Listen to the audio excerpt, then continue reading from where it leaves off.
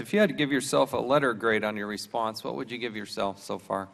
Sir, I'm not giving myself a letter grade. I'm doing the best I can to look at what this incident You said was, in your what caused you said in your opening statement, the EPA has closely coordinated with our federal partners and with officials in Colorado, New Mexico, Utah, Southern Ute and Ute Mountain tribes and the Navajo Nation to keep them apprised of water and sediment sampling results, which are routinely posted on our website.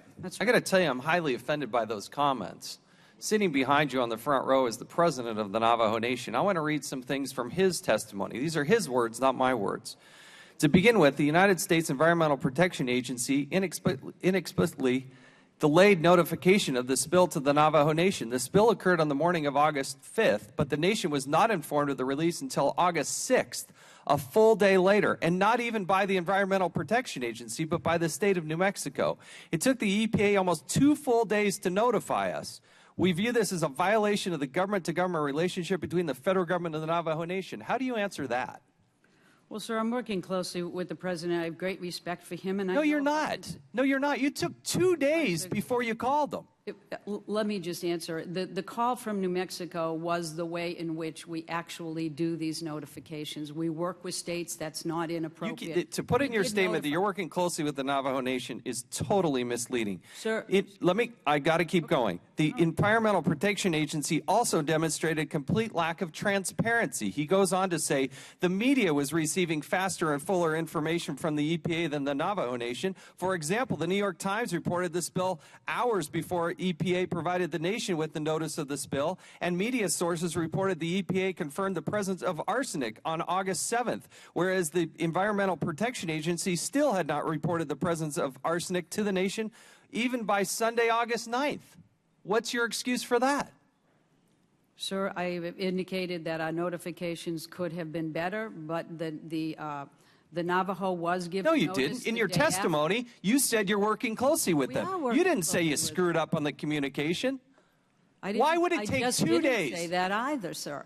I said that we did take a day. I regret that. I wish it had been earlier, but the plume actually didn't 2 reach days. Navajo until the 8th. So we had time to work with them, and we have been working hard to coordinate with them ever since. Your first call was to the media, not to the Navajo Nation, and I have a problem with that. I did not make any calls, sir, I don't Why? know. That's the problem.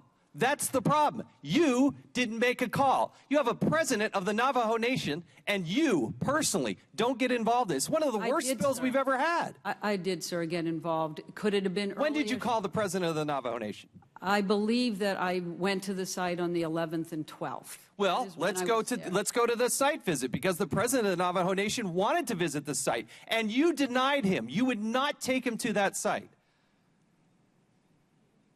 We quote, this is from the Navajo president, "We requested a tour from the Environmental Protection Agency but faced immediate resistance. Staff indicated they would only take us to the confluence of the Cement Creek and the Animas River." He goes on, but you did not allow them, the EPA would not allow them to go to the site. Why not? As far as my understanding, and I wasn't at the site of the mine, is that it was a dangerous location, and we brought them as close as they could, and they actually seemed at that point in time to be very satisfied that they were being protected and getting an opportunity to be at the site. So you were doing it to protect them? Many times, that is you yourself saw the site in the video.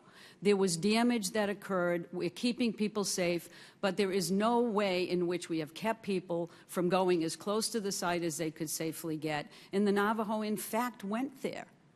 They did not get there, and that's the testimony. Quote, "We finally convinced them to take us within a half mile of the point of release. We walked the rest of the way to the point of the release. There we saw a completely unblocked mine at it with an estimated 550 gallon per minute flow of bright opaque orange," and he goes on and on. You did not do that. You didn't call them. You didn't communicate with them. You told the media before you told them they wanted to go to the site. You wouldn't do that. And then you had the gall to hand out Standard Form 95 and walk along the river and try to get them to do waiver forms. And you only did that after the president said, "We are going to sue the EPA." Sir, why did you do that? Sir, it's my understanding that we did not hand out claims forms. We had a long discussion following that concern, and we are now getting claims. You are not telling the truth. Here's the quote from the president of the Navajo Nation. Quote, "It was quick to dispatching staff to the Navajo communities to hand out Standard Form 95 and encourage members of the Navajo Nation to fill out forms to expedite settlement of their claims under the Federal Tort Claims Act and apparently to obtain release from members of the Navajo Nation. But this was only after I, again from the president, announced that the Navajo Nation would be suing the EPA." Do you deny that your people were handing out this form? I do deny that we were going around trying to get anybody to sign these forms. Based on the information I had, that is not correct. Did we supply forms to the Navajo Nation leadership? Absolutely, because it is part of an opportunity for individual claims to be made. It is not a settlement or a release form. But we walk through those issues, and I think there's a much better understanding of the process for claims that the federal government has established, and I'm hoping that we can utilize our ability to work with them to recognize the damage that has been done and to fully account for that damage and to compensate for it. That is part of the process. Standard Form 95, I encourage the media and everybody to look at it. Quote, "I certify that the amount of claim covers only damages and injuries caused by the incident above and agree to accept said amount in full satisfaction and final settlement of this claim." It is a settlement agreement. No, the record reflects that, again, you're totally misleading, totally out of touch, and totally inappropriate in this instance. Now recognize the gentleman. My time has expired. We'll now recognize the gentleman from Pennsylvania, Mr. Cartwright.